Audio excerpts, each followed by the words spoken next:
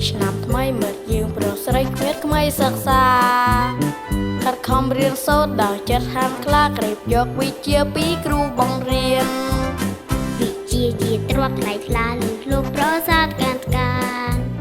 ចោលប្លន់មិនកើតមួយឆក់មិនបានគ្រប់ប្រានត្រូវការគ្រប់គ្នាមកពីសាលាជួយធ្វើកិច្ចការកុំដាពាលាឆ្លៀតមើលមេរៀនលំហាត់នានាគ្រឿងញៀនប៉ោបៀកុំយកខ្លួនបៀនរៀនច្រើនចេះច្រើនចំណេះយើងការរៀនហើយរៀនពៀន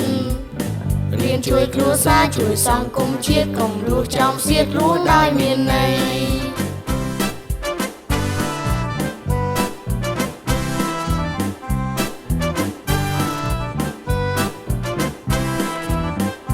នេះឆ្នាំថ្មីមើលយើងប្រុសស្រីគ្មានក្មៃសិក្សា